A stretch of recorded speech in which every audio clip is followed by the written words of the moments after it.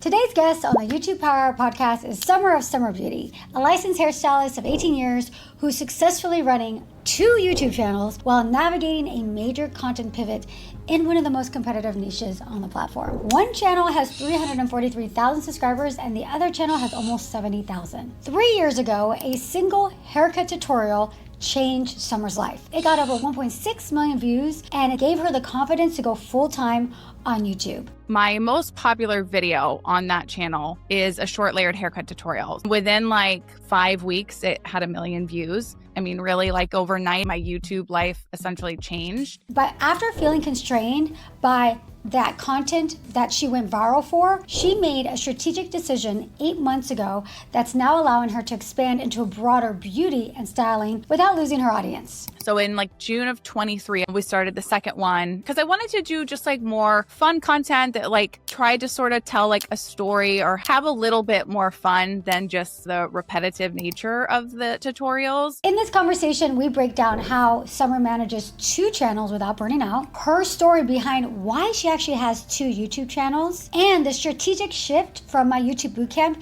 that gave her clarity on how to pivot her content while keeping her audience engaged. If you've ever wondered whether it is too late to start in a competitive niche, or if you're feeling stuck in your current content and want to expand but don't know how, then this conversation is exactly what you need right now. I'm Erika Vieira, and over the last decade, I've worked with nearly 2,500 female YouTube creators as a YouTube strategist, coach, and producer. And one thing I know for sure, success on YouTube isn't about just working hard, it's about working smart. This show exists to have real conversations with real creators about what it actually takes to grow, pivot, and build something substantial on YouTube. The good, the bad, the ugly, and everything in between. And if you're curious about how I work with creators like Summer, as well as access to my free live YouTube workshop, the links are in the description below.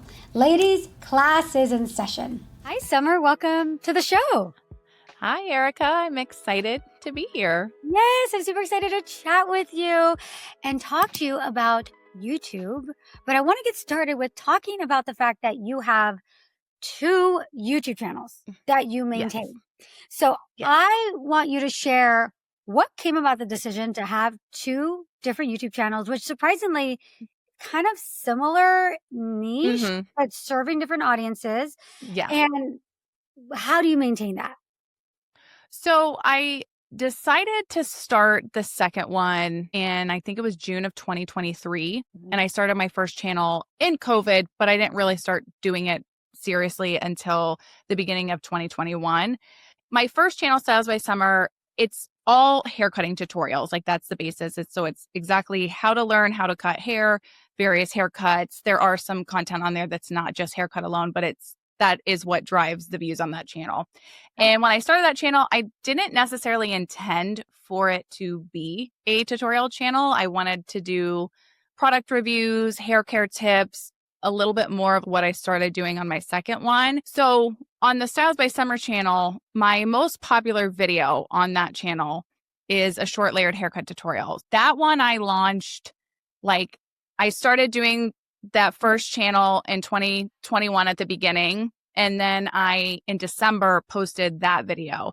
And within 5 weeks, it had 1 million views. And at the time, I only had probably 1,500 to 2,000 subscribers. So basically overnight, it really changed my life. It was like a very big blessing, but I've learned a lot since then on what a curse of 1 million viewed video can be when you're such a young channel. So I realize a lot of stuff about it now, but at the time I didn't. But essentially overnight, my channel became a haircutting tutorial channel. I only had 2 other tutorials on that channel. I had a year's worth of other hair content, but the tutorials are what grew the channel. So I kind of doubled down on that because I was getting good views and stuff. And I mean, really overnight, my YouTube life essentially changed. And I liked doing it, but I did want to do the other stuff. And I had tried for quite some time to post non-tutorials still on that channel, and they just never did well. It was almost like they were hurting the channel because people would unsub or they just wouldn't get shared. It would always be less viewers are interested in this video that would always pop up. And I think in 2023, or I guess it would have been in 2022. I tried for like 6 straight months of doing non-haircut tutorials. Like I didn't Where would really that post be? many. You still have it on the channel here? I've gone through and unlisted a lot of Unlisted? them because after I started Summer Beauty, I left some up and would plug that channel. But after probably like a year into it, I unlisted a lot of them because I was like, we're going to try to separate it completely. But I think I tried, it was like 6 months of non-tutorial based and it wasn't happening. And I was like, you know what, let's just do it because it was different audiences. Because that was one thing I thought. I was like, well, it's hair related. So Yeah. of course, they want to know this about their hair, when in reality, the topic that they want to know is how to cut their hair, whether it's because the stylist messed it up or they're doing it on their own at home for whatever reason. Like they want to know that, and that's what they're there for. And maybe they do care about the other stuff, but they're not coming to my channel for it. And I don't know if it's fair to say, I kind of always felt like YouTube just didn't share it maybe the same because it was different than what the bread and butter of that channel was. You went into it with the intention of not necessarily serving hairstylists. Like what was the original goal then with that specific channel? At first, it was just like posting for fun during COVID. The salon I was working at, we closed, obviously. So all of us stylists were making little color kits for our clients. So that way we could have some sort of income and they wouldn't mess up their hair. And I was just going to write out like a instruction, and text it to them. And my husband was like, well, why don't you record doing it yourself? We could post it on YouTube. So I was like, oh, okay.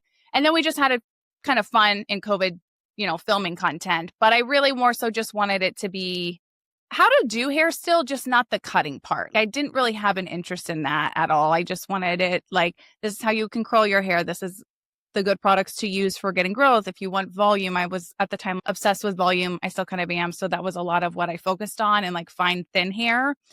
But the tutorial part was not really something I was like, yeah, we could do this. I forget how long we had the channel before I was like, oh, let's film a tutorial, just because I didn't have an idea probably. And so I was like, well, I know how to cut a bob. And, it did do better. But yeah, I wanted it to just be more like for your women at home that like they have a stylist. They're just looking to upkeep themselves. They want to look their best. They want to feel their best. They want to know what products to get.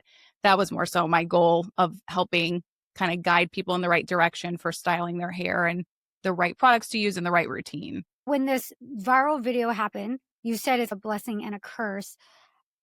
How would you explain that in more detail as far as like the blessing part and the curse part? Yes. Yeah. I've said that to like various YouTubers over the years, and they're like, what are you talking about? It's a curse. Yeah. Like I would kill for that. And what I mean, it's obviously a blessing because if that did not happen, I mean, it did literally, that video really changed like my life if I really look at it as a whole, because if that hadn't happened, I don't know how long it would have taken to like really get traction.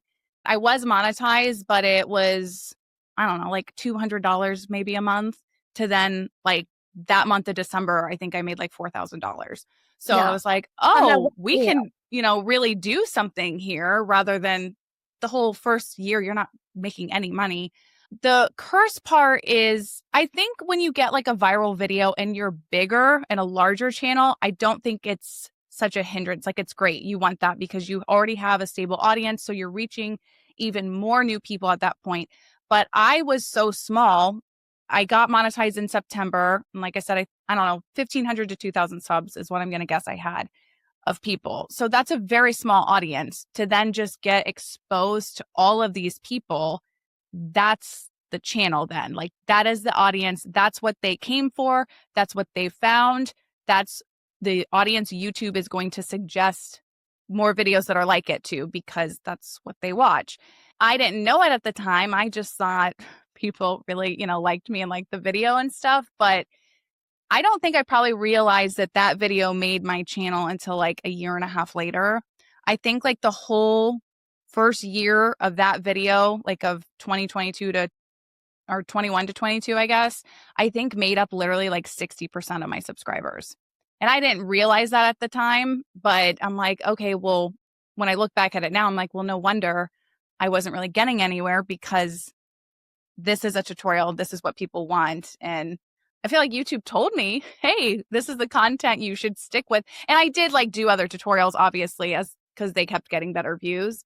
But I didn't realize how much that video kind of boxed me in with more of a specific niche, within a niche already, that it was like a hard lesson learned. I'm going to say it's not like a bad thing, because like I said, it really changed my life. I wouldn't probably be doing YouTube, maybe. I don't know if that hadn't happened. Yeah. So I'm very thankful for it. It's just when you're new like that, you don't know so much. And I would rather have like a viral, million view video now that I have, more of established channel. But so early on, it does kind of box you in. Yeah. And I don't think people realize like how specific sometimes YouTube can be. And that's like something always, like I always have to remind myself of that. I always have to remind myself, like, what does my audience want? Not to say don't go too far off, but think about your content a little bit more strategically, because YouTube is always changing. How many subscribers did that one video give you? That video still is always in the top 3 on my 48-hour analytics. Like it sometimes will fall lower, but still to this day, it's a solid in the top 5. I don't think it's ever dropped below like a 5 in my top 48. So that video alone has gained me 70,000 subscribers. Wow. Off of that one alone. Yeah. So, and a lot of them came like very fast. That's just what YouTube is telling you from that one video. There's people that watch that video, then bop around to other videos, and then they subscribe. Mm-hmm. So you have to assume that it's actually more than that. Oh, for sure. It completely is. So you have this channel that you now have attracted a little bit of a different audience, which is now more hairstylists. No. Okay, no. So, that was like another thing that I assumed that it was. The way I teach is like quite detailed, but I now understand why I understand why it attracts more than not hairstylists, because there's just not that many hairstylists, honestly, to be watching that type of content. Not to say that they don't, true. But a majority of those viewers are just people at home, DIY. And again, because the way that I teach, it is not intended for somebody to do this on themselves. Like I very much speak from a stylist point of view and walk people through like exactly how I do it in salon. And so they're very lengthy, but it makes sense, because if you are somebody watching at home, like you can pause, you get to see it from start to finish. They're on average 30 minutes long. And I do walk you through it quite detailed. Or I'll get a lot of people that are like, I followed this to cut my wife's hair, my daughter's hair, my friend's hair, so they're easy to follow along with. But it is, I would say, I think the last time I can remember polling people, it's been so long, but it was like probably 70% of people who are non-stylists that watch versus, and I'm not sure what it is now, but I mean, there's definitely stylists that do watch, but majority of them are not hairstylists. Yeah. They're just looking to do it themselves because of, whatever the reason may be, which is nice. I like that I can help people in that sense for sure, because I'm a bit neurotic with my own hair. So I'll like notice every little detail if it's not like perfectly, like it'll be a 1/4 inch off. And I'm like, I get why people take it into their own hands. Here you're doing it on yourself, actually. Yeah, that one I've done probably like 4 on myself haircut videos, maybe. It's always on a mannequin. At this channel, YouTube basically dictated, here's the kind of content you're going to be creating, and here's who you're creating it for. And you did fight against it is by trying to do the content that you really wanted to do. Was more advice videos and less tutorials. That didn't fully work out. Now you're just doing tutorials, and it looks like that whole channel is just tutorials.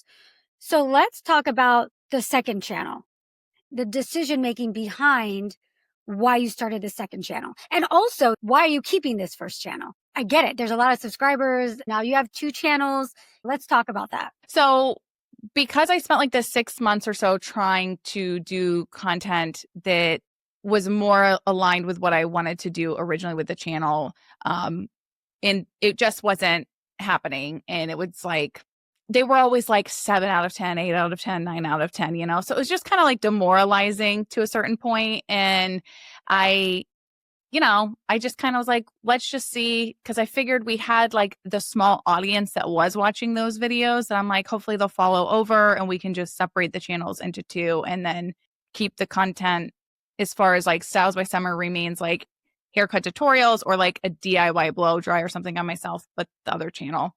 So we did that. And I say we because my husband sometimes helps me with the channel. But so in like June of 23, I guess, May or June, we started the second one. And because I wanted to do just like more fun content that like tried to sort of tell like a story or have a little more structure and stuff and just have a little bit more fun than just the repetitive nature of the tutorials. And it went a lot harder. The second channel did than the first one for sure. Like really a lot harder. I was still trying to post like on both at the same time. You know, like I was like, I'm going to still post on Styles by Summer once a week. We're going to post on Summer Beauty once a week. In the early days, I'll say Summer Beauty probably really suffered just because I didn't have the capacity to think about the content more and strategize, you know, a little specific or like more specifically, I should say. And probably, I guess last year, I decided I'm not going to post on Summer Styles by Summer and just focus on Summer Beauty because I felt like I just didn't have, like I said, the capacity. I also, in some sense, felt like I was like competing with Styles by Summer because even though the audience is different, it was still like my face going on the thumbnails.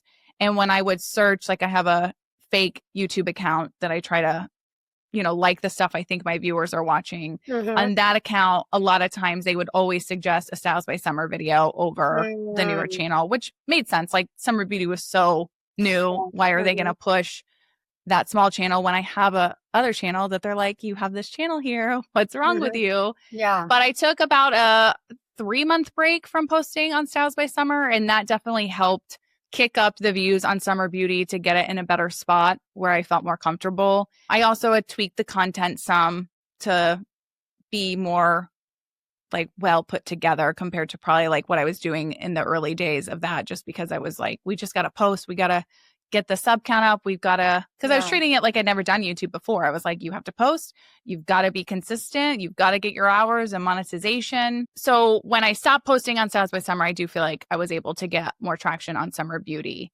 And then why I keep Styles by Summer, I don't like to say I don't know. It is a good channel in a sense.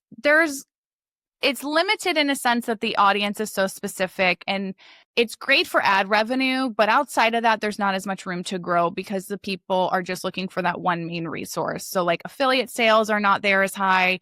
It is a lower US audience. So, you know, that plays a role, but it does generate just consistent income that it's like hard for me to just act like the channel, oh, we just need to move on from this because it is like a reliable source of income for me.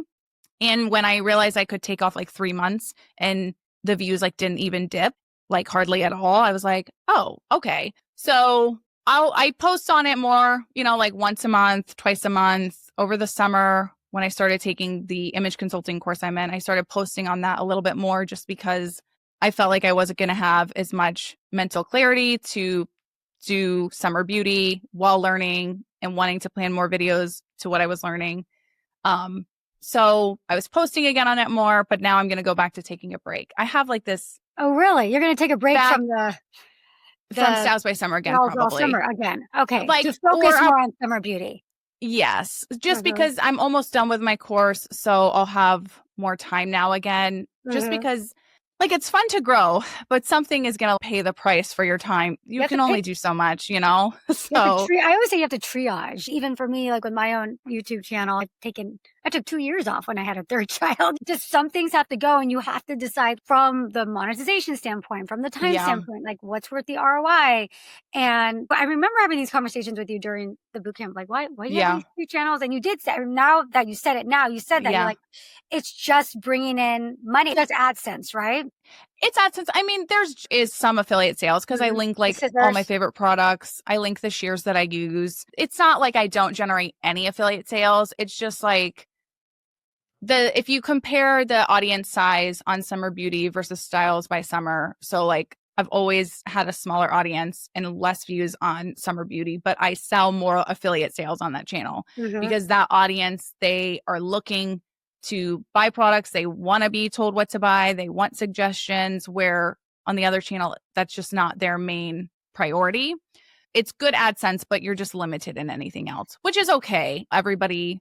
Somebody might not, who's doing YouTube, they might not care about affiliates and they just want to focus on AdSense, and that's totally fine. But I would like to be able to grow and explore more and, have more of a broad aspect to the channel a little bit than where that one, it's very specific. And Yeah. I mean, it's a pro and a con. Like, it's nice because it's very easy to produce the content. It's, something I know, like, at the back of my hand. I've been doing hair for 18 years. I enjoy cutting. I kind of get like in the zone, and it's an easy edit. It's limited as far as being able to make money and being able to do this, and grow with it and keep growing. The way I see it, Summer, is that you have built with the Styles by Summer. You built an asset there, and that as the stock prices grow, but it's also some stocks, they don't grow a lot, but they have a nice dividend, right? And the dividend is just that little bit of money that comes in. That stock is not going to grow a ton, but it's super stable and it's a dividend. That's a great way to explain it. My girlfriend, her husband, she did something similar, not with YouTube, just kind of a different business. And he calls it her mailbox money. Yeah. So because it's like just coming in. And there's something to be said about that. I totally understand why you would not want to give that up. Yeah. To be able to grow to 300 something thousand subscribers and have a pretty steady income coming in, why would I not take that? Yes. So you built an asset. People buy real estate to build that cash flow. Maybe it's a stock. And in your case, you've built a YouTube channel. And it's just that recurrent income that's coming in. You know that the stock price is not really going to go up. Or let's say like the appreciation in the home is not going to go up, but you're going to bring in that income. That's kind of what that is. Whereas like the Summer Beauty, the new channel, the one that you're building, that stock price could go up a lot further. Yes. That's how I view it for sure. You're explaining it like actually very perfectly. There's more room for growth as far as like being able to keep doing this, because like YouTube, it's fun. It has a lot of perks, but you have to make money and you have to be able to pay your bills. This isn't just a job that is easy or doesn't take up a lot of time, and I enjoy doing it, but I want to be able, and I just want to have more fun too with the content. And I don't think there's anything wrong with that, but Summer Beauty definitely has more potential. Yes. I mean, why are we on YouTube if we're not having fun with it? You cannot do well on YouTube if you're not having fun with it. It's a job that is fun and that you make money from, but like, it's still a business. It's still work. Yeah, for sure. It's still work. Yeah. Right now, where things stand, of your total income, what percentage is coming from Styles by Summer versus Summer Beauty? It depends on the month. Sometimes so last month, Styles by Summer, a video like got a bunch of traction. And so that like ticked up the income by a lot. So it was actually greater last month, but usually they're I would say pretty even. It depends on like the videos on Summer Beauty, because if it's like a good affiliate video, that can change it too. But I'd say they're like pretty 50-50. And then depending on the video performance, one either goes up, for a couple months, the other, it just depends. Summer Beauty dips down in views though easier. Because you don't have that recurring. I don't have as much, like I've got like a handful of videos that are evergreen content that like pull, that are a little older, but not in the same way that like Styles by Summer has just endless supply of evergreen content that just continues to get views. I'm trying to get back to focusing, now that I'm almost done with my course, into making sure that on Summer Beauty, like the videos really need to be made to where I feel like they have a better chance at getting bigger views and maintaining like an evergreen content to keep generating an income. I try to view it as like a PTO almost. So that way, if like I'm going to miss a week or miss 2 weeks, because whatever happens, if I can have some videos that continue to have like a stable view count, that's something, because obviously, I mean, you're working for yourself. If your views dip, your income goes down, on all ends. I mean, affiliate sales obviously can go a long way, but if you're getting less views, you're always most likely going to pull less affiliate sales, and affiliates. But yeah, it just depends on the month overall of how it ebbs and flows on the income part. And then I'm assuming you spend more time on the Summer Beauty when you're doing both channels. You spend more time on the Summer Beauty than the Styles by Summer. Yes. Styles by Summer, I can knock out in like 2 days, 3 days, maybe, depending on how long the video gets. Because the edit is an easy edit, but they're long videos, like I'll film for, it's usually a full hour almost of filming to then, go through it. It just takes time. But to do all of the video on Summer Beauty, like from, conception to scripting, filming, the edit, it's a much longer process. You only upload on the Styles by Summer like a couple times a month, right? On average, it's probably like 1 to 2 times. And then in the summer, I was doing like every week there for a little bit just because. But yeah, I won't from this point on probably for, I don't know. We'll see how long. Probably do more than like 1 or 2 months, 2 times at most a month. You and I met because you joined my YouTube Bootcamp. What was going on at the time where you were looking for that outside perspective? I signed up in like March of this year or something like that. Yeah. So I had a very bad December last year on Summer Beauty, like horrible performance. I don't really know why per se, but I mean, just like really bad. And the channel has been like, I've enjoyed it, but it's constant ups and downs. And like I said, it's been a lot more difficult for me compared to the first channel. So I was like, I just want to take a break. I had a lot of personal stuff going on too last year that I was like, I want to like maybe quit this channel. And so in December, we're like, let's just not worry about it. And we were posting again on Styles by Summer regularly. And then I think after like a month, I was like, okay, let's do it again. And so I just was like, I haven't done a course in a while. It's always good to like do one. I like to do it at least like once a year if I can, because I just view it as like continuing education. You're always going to pick up something. No matter how many years you've been doing YouTube, you're always going to pick it up, like something from it. And I liked that you specialize like with other female creators, because not to sound sexist, most of the courses are always led by men, which is totally fine. There's nothing wrong with that. You can learn something still. But I always sometimes feel like you're like asking for input and they're like, well, I don't know, women, maybe they like this, or I feel like they just look at it differently. And the courses I've done have been nice, but I just like the idea that you worked with other female creators. Obviously you're a woman, so I felt like you would understand a little bit more. And I also wanted to have the chance and opportunity to connect with other women that are in your boot camp. I more so was like just looking for a little like pick up on some stuff, learn something new, and then also be able to get like a female perspective on like a channel where it's all pretty much 99% women that watch me. But doing your course, I am very, very glad I did it, because had I not, I don't know that I would have gotten the idea to do the image consulting course that I signed up for. So I don't know at what point in the boot camp when you're filling out stuff, I don't know at what point, honestly, but you had like questions of things that like interest you or what you like doing, or if you could do anything, something like that on the channel. And when I was answering all my stuff, I was like, oh, why am I not like exploring this more? Like, why am I not looking into, because these are things that I like about like clothes and color analysis and like a more broad topic. I was like, why am I not exploring this more? Because when I would look at my analytics, you can see obviously what other channels your viewer watch. And they're a little bit more broad, based rather than just all hair people. It'll be like makeup people. It'll be, some of them are the color analysis girls.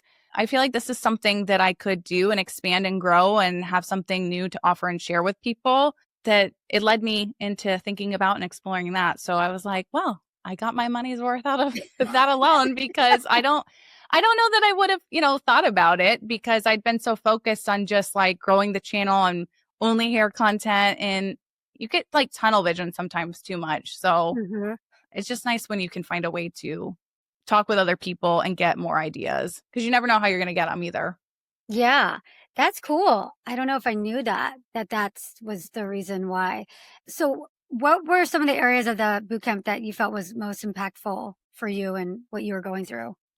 I guess probably just like in the beginning of like a refresher of who is your audience, what is your message, like why are you doing this? Things like that I feel like it's so easy to lose sight of. For me, at least, I just get so focused on like the current video I'm on, or like I'll think about stuff, I write notes down, but I'll get distracted. And I feel like I struggle with remembering like, who am I speaking to? Who is my audience? Why am I doing this? So I feel like I just enjoyed that part of getting to rewrite those down, rewrite goals down, to come back to the start again in a way, and then go from there to remind myself of what it is I'm looking and how I want to speak to people and what is it that my audience wants, and remembering that.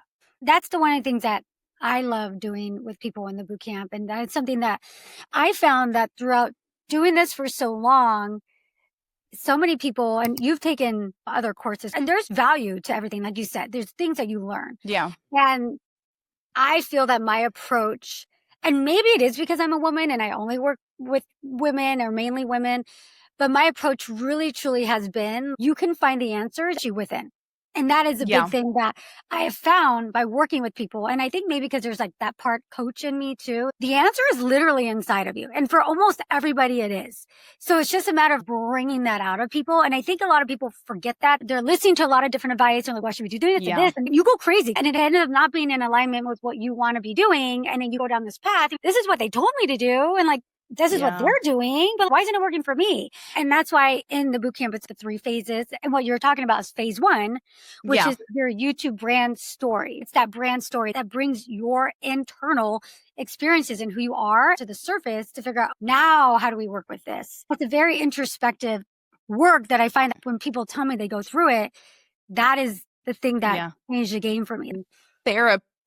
Like it feels like you're almost in a therapy session, like in a good way. It just makes you think about things, because these are questions that people don't ask themselves, or to ask them, but you don't think about it because that's how it goes. So I enjoyed the phase 1 process. Probably that's my whole new AI tool. It's actually like completely powered by my own experience over the last 10 years. And it's literally taking people through that process. So it's almost like an AI coach. I do that with people in the one-on-one, but in the bootcamp, people do it on their own. They come to the calls, kind of like what you did. You ask questions, you do it on your own, you come back. But that is actually a coach that takes people through that whole process. I'll have to go back through now. That's been kind of my signature. And then whenever I talk to people like yourself, that's what was really interesting. For me. That changed the game. Yes, because YouTube, it starts with you. Right? It's very true. You go, you find the answers from within and you're like, oh, color analysis. Let me try that.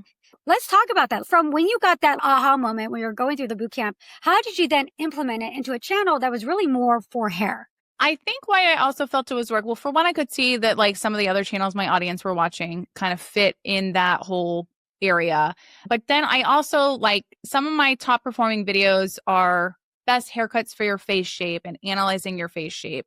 And so I kind of was doubling down on that content, but I felt like, I'm like, okay, I could take this and segue it into like, okay, so now how to assess your face shape and the right haircuts. Let's talk about the right colors, or let's analyze your color season. Let's figure out your body shape and what clothes work best for your body shape. I felt like I could blend those together because I guess I felt like it flows with the audience kind of all over the place, because if you're wanting to make sure your hair looks nice and fits your face shape and that interests you, you're probably also going to be interested in the other stuff too.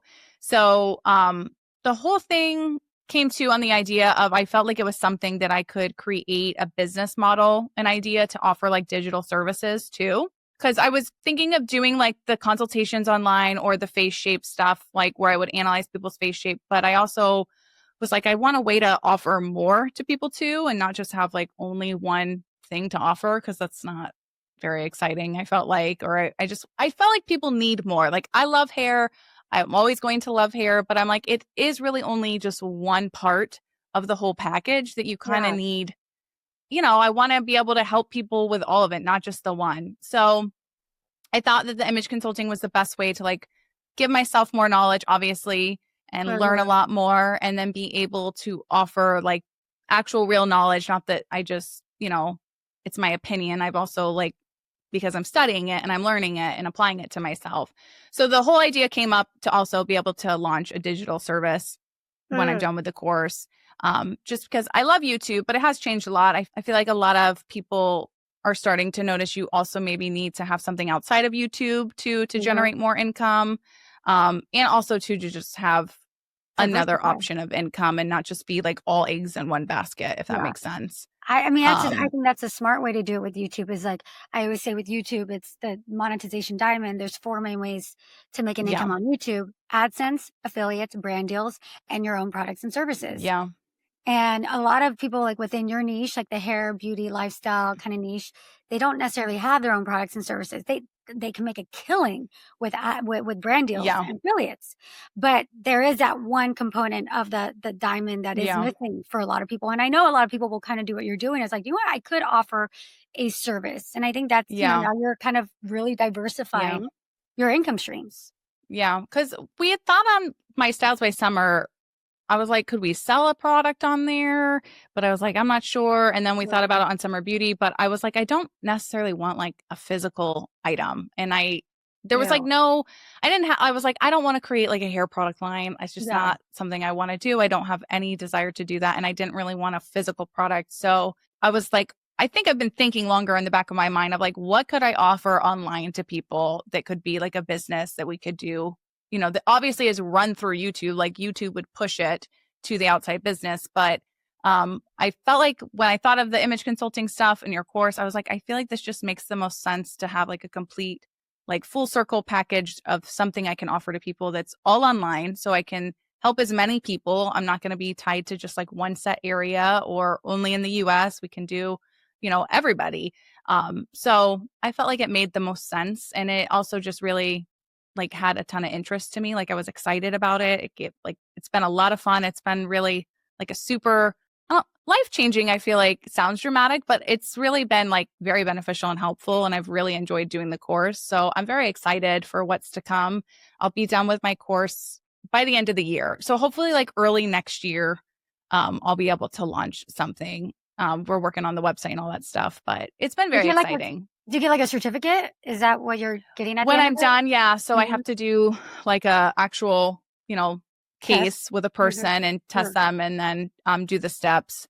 And then I'll get my diploma and certification through my course. So because the course I'm in, they do touch on more too of like style coaching. That's why I picked the one that I picked, because they kind of dove in a little bit deeper on like uplifting yourself and being more positive, not just necessarily on like the black and white of like, wear this because you're this and don't do this because of that. It kind of is like more well-rounded to be, it felt more like uplifting and holistic rather than so like kind of cut and dry. Yeah. Exactly. From the other companies I had interviewed. What did it look like when you introduced it to your channel? And was there a moment when you thought, okay, this is working? I think the first video I did on Summer Beauty that brought in it very different was I did like a color analysis type video. Like that was kind of my goal with it, but I prioritized it to hair because I was like, I know the hair will do well.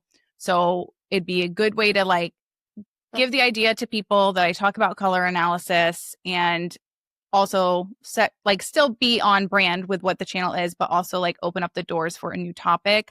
So that one, this one, the one with Reese Witherspoon. Yes. So that was the first one I did that really segued into talking about, it's obviously a hair focused video, but it branches out and it's all about like your hair color and going through the season somewhat and explaining why you do like your hair color, don't like your hair color. So it was a very like beginner video into color. But it performed well. It performed a lot better than I thought that it would because it was a new topic. And I did that packaged completely different than what was standard. I started doing this way on like a board for a little bit because I was trying to be more personable or not necessarily personable, but this was like right when the AI was like really starting. Everyone's like, oh my gosh, AI is going to take over everything. So we were like, what can we do that feels a little bit more like you're really in there with me? This is a real person. It's not AI. So we were like, board you're talking about. Like so we had like a whiteboard and I would pin stuff up. So I did that for a few videos, but that video it performed a lot better than I would have thought. So I was like, okay, this is like a beginning plan to see how it goes. That was your first attempt at doing the color analysis. Yeah. You know, of keeping it on brand with the channel still at least. And then I think I did a body shape one that performed. I was happy with how it performed. I remember that one. Yes, that one there. Yeah. So that performed well. And we just went through the body shapes and I enjoyed doing it. It had, I felt like for the size of the channel, the feedback was really good from viewers, and it, performed right in the middle of the top 10. So I was like, in my mind, I'm like, it's going to be like an 8 out of 10, and that's okay, because it's a totally different topic. So I was like so relieved when it performed at a better, than what my anticipation was for it. That's cool. So I'm trying now to do almost like every other one, the last like couple. So like from the micro habits, because that's not a typical video I do. Yeah.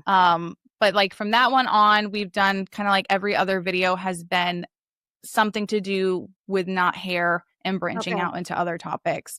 And then my goal is probably by the end of the year to start doing like 50% are going to be not hair, 50% will be hair. Because I don't want to nix hair completely, because I do enjoy doing it and I have an audience that likes it. I just want to make sure we're not doing like hair content 3 times a month and then only one, of the new topic, to keep it where I can keep growing it. At this point, you have 2 niches on the same channel. You've got hair, and then you've got, it's not just color analysis. Those type of videos, those make up probably majority of the audience that watches my channel. And that's how I got on the idea of branching out more, because that audience also watches more broad content. They don't just watch like just the hair, only hair. They'll watch a little bit of, as long as it's like in the beauty space, they tend to watch more of it.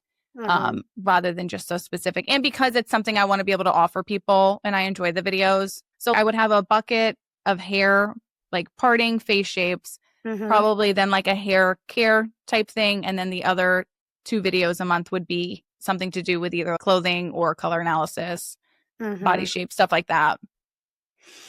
You're taking this course, and then this is what you're going to be offering to people as a service, which is really cool. Have you already started teasing that to your audience a little bit? I forget in what video it was, but I've been saying like in almost every video that's not a hair one, I've said I've been studying this year to become an image consultant. I haven't like announced on the channel that I'm going to be offering like digital services. I'll get a couple comments, here and there of someone being like, can we hire you? And I'm like, I'm working on things, but I don't think I'll like really announce it until basically it's available. Collecting emails at all? I am about to do that. The website is like almost ready for that. So I will be like, obviously, like, yes, collecting the emails before I'm not going to like completely be like, here we go, without having that done to see how many people are actually signing up for emails. That's one thing I've learned talking to a lot of people. You have to get the emails. Do not do anything until you have the emails and see what kind of traction you're getting with that, because you're just going to be, in a sense, kind of wasting your time. I mean, you'll learn something obviously along the way, but you need to have the emails. You need the emails more so because it's the only thing that you own. YouTube is one of the highest conversions of any traffic source, more so than Instagram, even more so than Facebook ads and Meta ads. It's truly a high conversion point for anybody that has a product or a service. I've seen that firsthand, where I have clients that have like 500,000 on Instagram, or they've got the #1 podcast in their niche, and they have a YouTube channel that has like 20, 30,000 subscribers. And they're like, I actually convert more on my YouTube channel than I do in these other platforms, because that know, like, and trust is so much stronger on YouTube. For the email list though, you don't need to test the concept through an email list. The email list is there so that you have more control over how and when you promote your services to your audience, so that you can run sales, so that you can say, hey, instead of having to rely on people like, oh, watch this video, it's like you can literally directly contact people. So the goal, I think, right now, before you get it, is like getting as many people onto that list as possible, so that when you are ready to launch, yes, you could do it on a YouTube channel, but if you got thousands of people on an email list, you can blast those emails to those people. And so everyone I work with that has some kind of product or service, it's like the first thing is like, you got to get going with that email list. So that's very, good. Very important. Very important. Super important. Are you doing this all yourself? I know your husband helps you with your content. You've got 2 channels. You've got 2 types of content you're creating. You've got this business that you're doing. You're going to be doing the services. Do you have a team? What do you have help with? What does that look like for you? So far, it's just me and my husband, which we are right now interviewing for editors, because he's always done the editing for me. And like it's worked thus far, but I'm like, we've got to get an editor, because we both need to be like putting our time and focus into this next phase that's way more of a priority than the edits are. He enjoys editing, and maybe you can still do it, here and there. And I like doing it sometimes, but it takes up too much time that I'm like, this time is much better spent doing something else that's more important. We're looking for editors, which is a not so fun process, but it is what it is. Yeah. And then I hire sometimes thumbnails out to take that off because that's like time consuming as well. I don't always hire a person for thumbnails, and then I occasionally will hire a script writer to help with the scripts. So like I'll fill out the outline and I'll let her know like it's probably more detailed than maybe she wants, but it's just something I have a hard time with, to help just structure things better. And it, again, frees up my time for something else, but nobody like that's all hands on deck at all. No, just it's all the you. two of us. Yeah. He works full time in your business. He doesn't have a job or business elsewhere. No, we do it full time. The both of us together. Yeah. So it's like two full-time people doing it together. Yeah. Which has been part of why we've been able to do it because before I quit doing hair full time, we both were doing the channel and we both had our jobs for 2 years straight on Styles by Summer before I was like, okay, I'm ready to not do hair full time anymore. I kept like a handful of clients that I still see to this day at my house.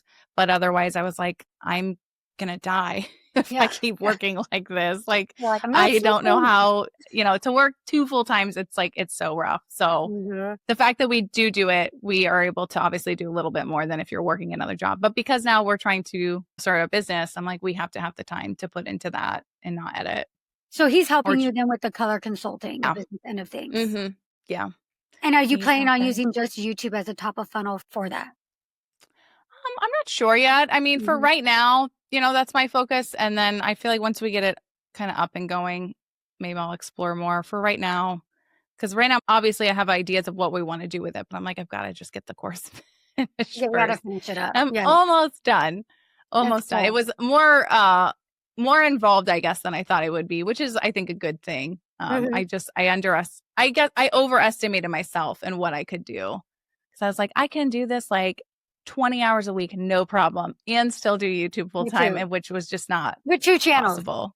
Yeah, it wasn't possible, which is fine. But still at it, which is good. That's good. That's exciting. This has been so interesting to learn more about your story. And of course, I love hearing that like you got this aha moment with the bootcamp, because that's exactly like my goal. No, I mean, it really is true. Like I don't know that maybe I would, maybe I wouldn't, but I mean, I'm not going to complain. It really was like, I'm writing all this stuff down. I'm like, oh, interesting. Cause I wasn't like expecting that to happen.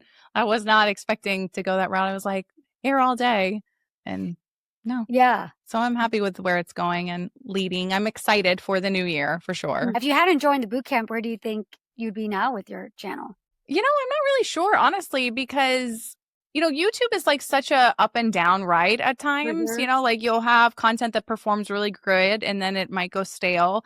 Honestly, I think that if I wasn't looking into the other stuff and like had the idea to do that, I probably would be focusing more on Styles by Summer and probably have Summer Beauty that kind of went down to the wayside or just not posting as much on it and stuff. I definitely wouldn't be prioritizing it the same way, that's for sure, had I not like done that and thought of that in the process of filling out all the good stuff.